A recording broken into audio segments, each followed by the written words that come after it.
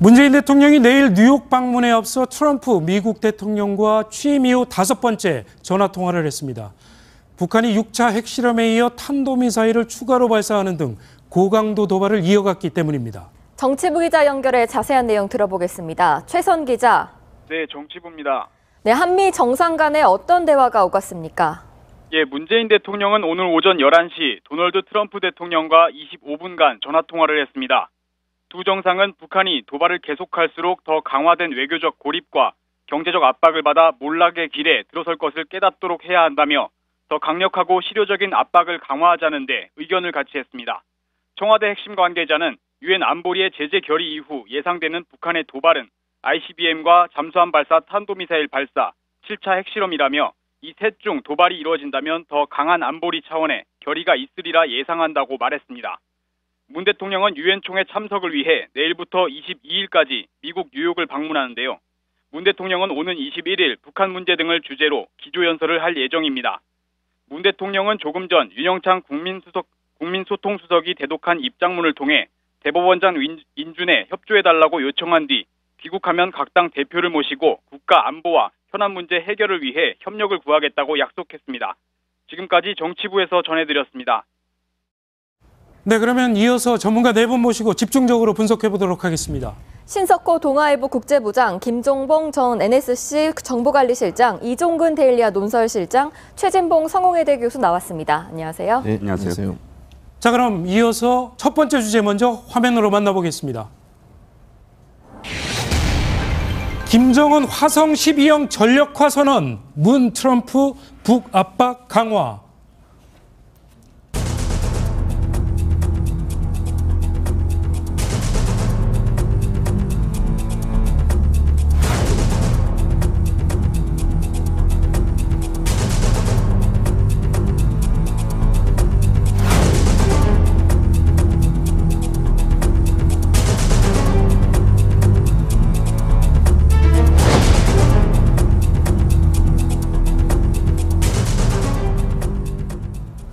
네, 북한이 지난 금요일 발사한 미사일이 화성 12형 탄도미사일이라고 확인했습니다.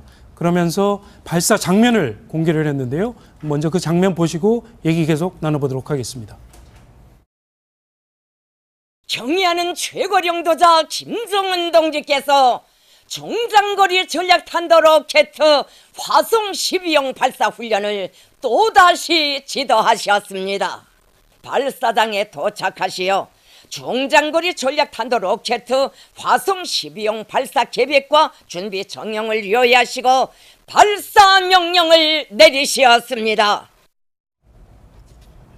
네, 이제 지금 이게 발사 장면이거든요. 네. 어제 북한이 공개를 한 건데 화성 12형 도대체 어떤 미사일입니까?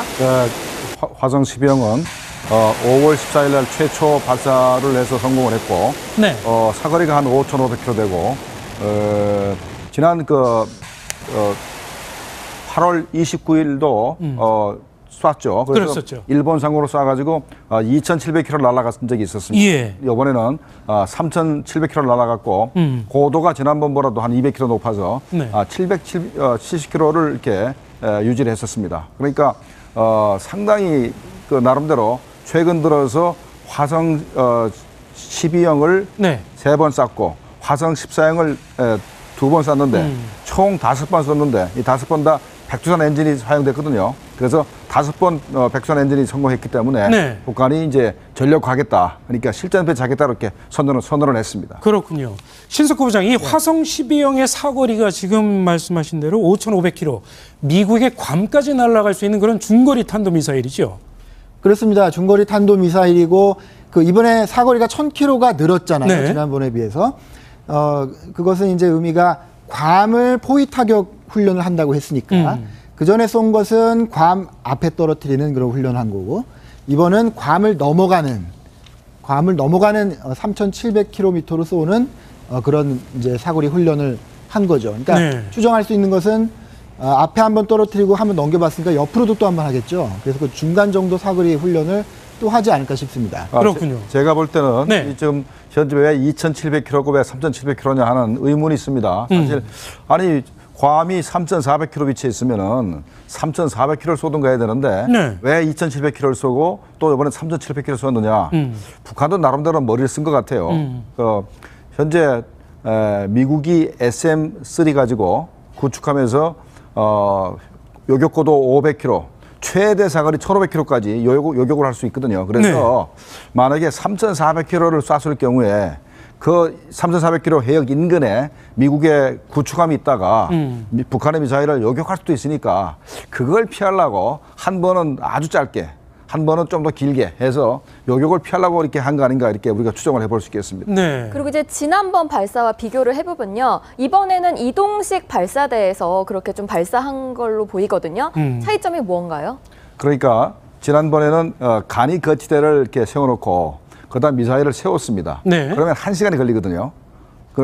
근데 이번에는 발사대에서 바로 미사일을 쐈는데 문제는 화염이 강하기 그렇군요. 때문에 그 화염 자체가 북한의 발사대를 불태울 수가 있는데 네. 그걸 막기 위해서 화염을 막기 위한 장치가 보이더라고요. 그러니까 뒷부분에 화염을 차단하는 이 철판이 이렇게 제작이 돼가지고 네. 화염을 막기 때문에 이번에는 바로 쏴도 이상이 없었던 것 같습니다. 네, 이 실장님 말하자면 저 차량으로 실어서 미사일을 쏜다는 얘기는 그만큼 옮겨 다니기 용이하니까 이동에 상당히 이동 능력이 뛰어나다 이렇게 볼 수 있는 거 아니겠습니까? 네, 그렇죠. 이번에도 평양 순환 비행장에서 쐈습니다. 네. 그러면 아예 공개적으로 쏜 거나 마찬가지거든요. 그럼 왜 공개적으로 다 드러내놓고 저렇게 쏘느냐 하면 우리가 이제 이동식 발사대를 완전히 성공을 했다. 그래서 언제 어디서든 임의 시각, 임의 장소에서 쏠 수 있게 하라라는 김정은의 어떤 지시가 이제는 현실화됐다라는 것을 만천하에 보여준 그런 장면이었죠. 네. 그 전까지는 말씀하셨듯이 이 트럭으로 갖다 놓고 다시 이제 거치대에 놓고 다시 트럭을 움직이는 그런 어떤 모양새였는데 네. 완벽하게 이동식 발사대의 성공 모습을 이번에는 이 세계에 자랑하는 그런 모습이었습니다. 그 트럼프 미국 대통령이 이제 다시 반응을 하기 시작했는데 지금 트럼프 대통령이 심판의 날 이런 워딩까지 했거든요. 그렇죠. 근데 트럼프 대통령 입장에서는 이런 이제 김정은의 도발에 대해서 뭔가 강력한 메시지를 던져야 되는 상황 아니겠습니까?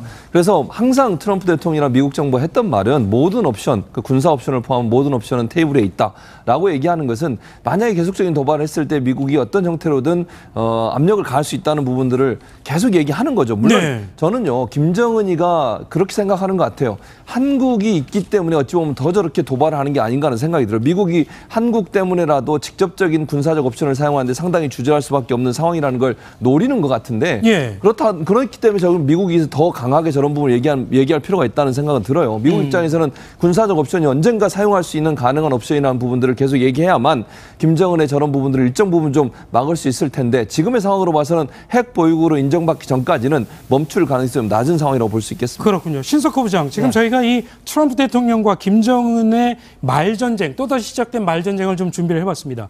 김정은 이 발사 현장을 지켜보면서 잡소리 안 나오게 끝장을 내자, 끝장을 보자, 뭐 이런 얘기까지 했고요. 트럼프 대통령 다음 날 워싱턴 인근에 있는 한 공군기지에서 우리의 무기로 산산조각 낼 수 있다. 이렇게 상당히 강한 말을 쏟아냈습니다. 아무래도 트럼프 대통령이 미국 입장에서는 이번에 쏜 탄도미사일이 괌을 때릴 수 있는 그런 미사일이라는 점에서 상당히 긴장하는 거 아닌가 싶습니다. 어떻게 보십니까? 그렇죠. 북한이 뭐 괌을 포위 사격한다는 그런 개념으로 도발했기 때문에 네. 트럼프 대통령이 가만히 있을 수가 없는 거죠. 근데 또 하나 우리가 좀 생각을 해보면 저 군사 옵션을 자꾸 얘기하는 것에 오디언스, 그러니까 누구를 들으라고 하는 것이냐. 일단은 기본적으로 김정은 들으라고 하겠죠. 북한한테 하는 얘기지만 또 하나 중요한 그 청중이 중국입니다. 중국. 북한이 그 도발을 할 때마다 미국이 군사 옵션을 들고 나오는데 네. 어떻게 보면은 중국을 향해서 얘기하는 거라고 할 수 있어요. 왜냐하면 지금 보세요. 이제 유엔이 또 새로운 제재 결의안 논의를 하지 않겠습니까? 예. 그러면 어떻게 됩니까? 지금 원유를 동결한다는 조항까지 집어넣어놨는데 이제 줄여야 되잖아요.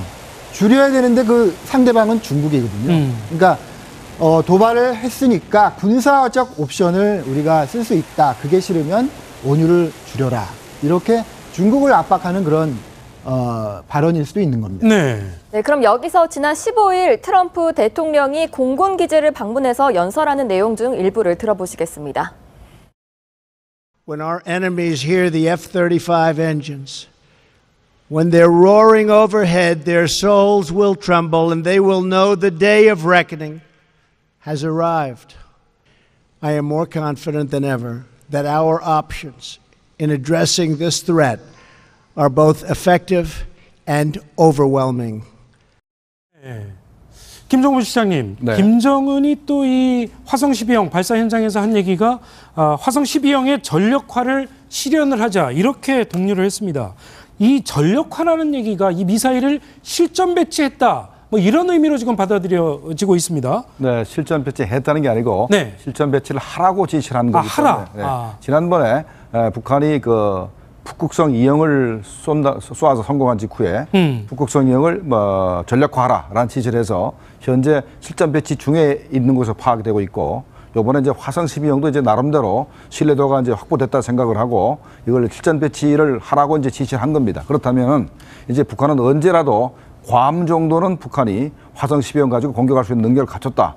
이제라고 봐야 되겠습니다. 네. 그 또 트럼프 대통령이 F-15의 위력을 알게 될 것이다 이렇게 했거든요. 네. 실제로 위력이 어떻게 됩니까? F-35 스텔스 전투기는 사실 북한이 가장 무서워하는 전투기입니다. 왜냐하면 이 탑재하는 무기가 그렇게 많지는 못하지만 그럼에도 불구하고 레이더에 걸리지 않고 40분 만에 괌에서 출발해서 40분 만에 북한에 도착을 해서 네. 원점을 타격할 수 있는 그런 무기거든요. 그래서 사실상 만약에 군사 옵션이 있을 경우 그 스텔스 전투기로 해서 목적한 바를 완전히 타격하는 방법 또는 동해상에서 항공모함으로 시작되는 순항 미사일을 쏴서 핵 무기고를 완전히 타격하는 것. 뭐 몇 가지 군사적 옵션의 시나리오가 있는데 어찌됐든 우리도 내년부터 F-35 스텔스기가 도입이 되거든요. 예. 그렇기 때문에 사실상 오늘 이번에도 F-35A 그 이 전폭기 앞에서 이 트럼프가 이런 네. 어떤 산산조각 이런 발언을 한 것으로 보입니다. 그렇군요. 김종보 시장님. 네. 그러니까 지금 네. CNN도 우리 시간으로 이제 어젯밤이죠. 어젯밤에 미국이 또다시 군사적 옵션을 검토를 하기 시작했다. 이렇게 보도를 하면서 이 언급을 한 무기가 네. 순항미사일하고 F-35 스텔스기 그렇죠. 두 가지를 언급을 네. 했습니다. 자, 이걸 우리가 잘 알 필요가 있습니다. 네. 현재 순항 미사일은 미국의 핵 추진 잠수함이 현재 순항 미사일을 한 155발 정도 싣고 다닙니다. 네. 그런데 그게 전부 다 재래식 탄두거든요. 그런데 북한이 자꾸 이제 전략 핵무기까지 이제 보유하고 최근에 수소폭탄 실험까지 했기 때문에 네. 재래식 무기 가지고는 북한을 겁을 줄 수가 없어서 현재 핵 추진 잠수함에 있는 순항 미사일에다가 핵탄두를 실을 수 있게 개조하겠다라고 얘기를 했고, 그다음에 F-35도 그냥 뭐 JDM 2발 가지고 가서 북한에 큰 위협이 안 됩니다. 그래서 F-35도 소프트웨어를 핵탄두를 실어서 나를 수 있는 B-61을 장착할 수 있는 쪽으로 아마 개조를 할 겁니다. 북한이 네. 어저께 2, 3일 전에 미국에서 실제로 이렇게 보도가 나왔었습니다. 순항 미사일하고 스텔스 전투기에다가 핵탄두를 실을 수 있게 준비를 하겠다라는 얘기가 나왔기 때문에 아마도 현재 트럼프 대통령이 산산적으로 얘기한 것은 네. 그러니까 핵추진 잠수함에도 핵탄두를 싣고 그다음에 이제 F-35에도 핵탄두를 실을 수 있게 해서 북한을 겁을 주겠다 이런 말씀이신 것 같아요. 그렇군요. 근데 CNN이 국방부 관료의 말을 인용을 하면서 이렇게 얘기를 했습니다. 그러니까 순항 미사일이나 F-35 스텔스기를 이용을 하려면 한 일주일 이상 걸리기 때문에 그 사이에 이 민간인에 대한 대량 피해가 일어날 우려가 있다. 그래서 미국이 지금 상당히 고민을 하고 있다. 이런 얘기도 있더라고요. 맞습니다. 미국이 북한을 공격하는 건 어렵지 않습니다. 네. 그다음에 주한미군 28,500명이 없어도 얼마든지 북한을 초토화시킬 수 있으나 현재 항공모함에서 항공모함에서 뭐 전투기들이 발진해서 북한을 폭격하거나, 네. 그다음에 아까 핵추진 잠수함, 그다음에 미국의 이지스함에서 뭐 순항 미사일이 날아가서 북한을 초토화시킬 수가 있습니다만은 얻어맞은 북한이 항공모함을 때릴 능력이 잘 안 되니까 아마 한국을 공격할 가능성이 있습니다. 네. 그렇게 되면 한국이 이제 전장화되고 또 북한이 핵무기를 가지고 있으니까 핵무기로 우리를 공격할 가능성이 있어서 바로 미국이 우려하는 게 그 부분인데 우리 생각에는 현재는 미국이 북한을 군사적으로 타격할 생각이 별로 없습니다. 왜냐하면 워낙 그 피해가 크기 때문에. 그러나 모든 노력을 다해서 북한의 핵폐기를 못할 경우에는 그다음에 또 하나 북한의 핵무기가 LA나 워싱턴을 때릴 수준이 되게 되면은 예. 미국은 아마도 마지막 순간 남은 군사적 옵션을 쓰지 않는다는 보장이었기 때문에 우리 국민에서의 우려가 바로 그것입니다.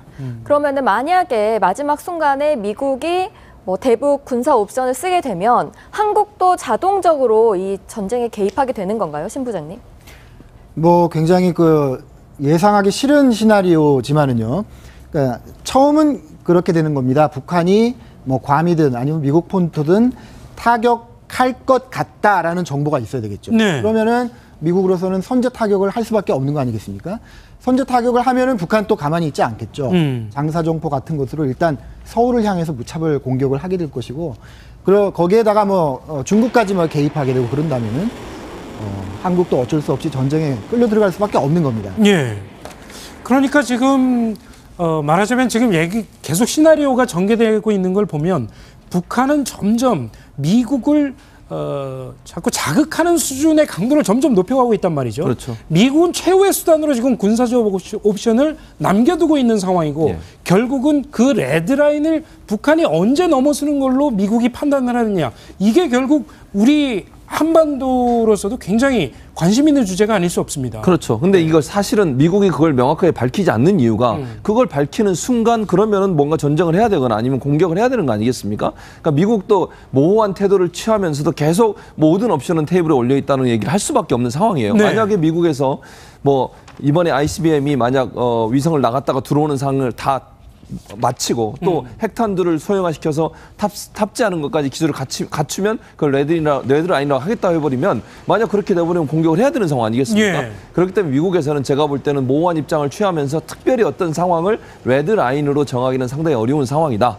지금 신 부장님 말씀하셨던 것처럼 어쨌든 한반도에 어떤 공격이 이루어지면 그 공격 자체가 한반도 전체의 전쟁 상황으로 옮겨갈 수 있는 위험성을 안고 있기 때문에 미국 입장이 상당히 조심스럽게 접근할 수밖에 없는 상황이고요. 또 우리나라의 입장이나 중국의 입장을 충분히 고려할 수밖에 없는 구조라는 거죠. 네. 그런 상황이라면 미국에서는 모호한 입장을 취하면서 계속적으로 압박을 가하는 태도를 갈 것이고 북한이 물론 김정은 입장에서는 그걸 뭐 받아들이기가 상당히 힘든 상황일 수고 김정은은 이거 아니겠습니까? 우리가 핵 보유국으로 인정받는 것을 목표로 싸우는 것이고요. 결국은 미국으로부터 본인들의 체제를 안정적으로 인정받고 싶은 그런 열정 때문에 하는 거니까 그 부분에 대해서 미국이 어떤 형태로 압박을 가할지는 결국 경제적 또는 국제적 외교적 노력이 함께하는 그런 압박으로 갈 수밖에 없는 상황이라고 볼 수 있겠습니다. 네. 미국이 거친 표현을 썼음에도 북한의 핵무기 개발 야망을 지연시키는데 연일 실패하고 있는 것 같습니다. CNN의 윌 리플리 기자가 최근 평양 현지의 모습을 담아 보도했는데 거리 곳곳에 핵무기 개발에 대한 북한 당국의 선전물을 볼 수 있었습니다. 화면으로 보시겠습니다. You see these posters all over Pyongyang, and they pretty much sum up North Korea's official response to increased pressure from the U.S. More missiles. North Korean propaganda is built around their nuclear program. It symbolizes strength, independence. 네, 지금 화면을 보니까 북한은 이번 화성 12형 발사뿐만 아니라 6차 핵실험 성공에 대해서 상당히 자축하는 분위기가 역력합니다. 네, 특히나 이제 평양 시내에는 축제 분위기, 또 원산에서도 뭐 공연도 있었죠. 네. 그런데 실제로 한경도 지방의 그 소식통에 의하면 일일이 그 주민 단위의 어떤 그런 이 교육을 통해서 이렇게 알린다고 합니다. 자, 이제 드디어 핵과 그다음에 미사일 이 양쪽 모두 다 성공을 했다. 이제부터는 인민들을 배불리 먹일 수 있다. 그러니까 이렇게 교육을 시키는 어떤 이유 자체가 사실은 그 전까지 핵과 미사일을 이렇게 이야기하면서 굉장히 핍박한 어떤 궁핍한 또 제재 때문에 불만도 높아져 있었다는 것을 좀 알 수 있는데요. 어찌됐든 지금 김정은은 평양이나 혹은 비평양 지역에서 주민들에게 핵과 미사일의 성공은 완성됐다라고 거의 알리고 있으면서 네. 물론 이제 거의 이제 끝장을 보겠다고는 하지만 이제 곧 그러니까 올 연말까지는 모든 것이 다 돼서 인민들을 이제 배불리 먹여 살리겠다. 이렇게 지금 내부적으로 단속을 하고 있다고 합니다. 네. 그렇다면 우리 정부는 어떤 대안을 가지고 있을까요? 오늘 문재인 대통령과 미국 트럼프 대통령이 통화를 했는데 박수현 청와대 대변인 발언을 들어보시고 이야기 계속 나눠보겠습니다. 문재인 대통령은 오늘 오전 11시부터 11시 25분까지 도널드 트럼프 미국 대통령과 전화 통화를 갖고 최근 북한의 계속되는 핵 및 미사일 도발에 대응하여 한미 양국 간 공조를 더욱 강화해 나가기로 합의하였습니다. 양 정상은 최근 국제사회가 북한의 6차 핵실험에 대해 유엔 안보리 결의 채택 등 단합되고 확고한 입장을 보여주었음에도 불구하고 또다시 미사일 발사 도발을 한 데 대해 엄중히 규탄하였습니다. 네, 지금 얘기인즉 트럼프 대통령과 문재인 대통령이 통화를 통해서 김 실장님, 그러니까 더 강력하고 실효성 있는 그런 압박 카드를 내놓겠다. 지금 이렇게 합의를 했는데 내일 이제 문재인 대통령이 유엔 총회 참여를 위해서 출국을 한단 말입니다. 유엔에 가서 어떤 얘기, 어떤 메시지를 내놓느냐가 그런 면에서 상당히 관심이 쏠리고 있습니다. 어떤 카드를 내놓을 수 있을까요?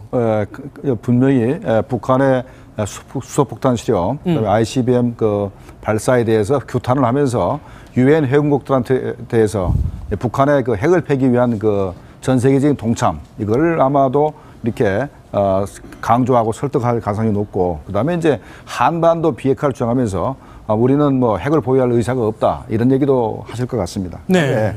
그다음에 우리가 현재 중국에 의해서 이제 사드 배치 문제 관련해서 무역制裁를 받고 있고, 또 미국에서도 뭐 반덤핑 관세가 자꾸 나오고 하니까 아마도 자유무역의 가치에 대해서 강조를 하실 가능성이 높습니다. 네. 그리고 또 문재인 대통령이 원래 가지고 계시는 인권이라나 환경 문제 이런 데 대해서 또 굉장한 강조가 있을 것 같습니다. 신 부장님, 그러면은 북한의 다음 도발 시나리오는 언제쯤으로 좀 예상이 되나요? 지금 이제 중요한 정치 일정들이 계속 이어지고 있습니다. 이번 주는 이제 유엔에 지금 세계 정상들이 다 모여 있잖아요. 네. 그러니까 지난번 도발은 이번 그 정치적 이벤트를 앞두고 노린 것 같고요. 그 다음에 이제 10월 10일, 저희는 이제 추석 연휴가 끝난 바로 뒤지만 북한은 당창건 기념일이지 않겠습니까? 그리고 10월 18일은 중국이 또 노동당 대회를 하게 됩니다. 그런 10월에 일정이 있고, 11월에는 트럼프 대통령이 한중일 3국을 방문한다는 거 아니겠어요?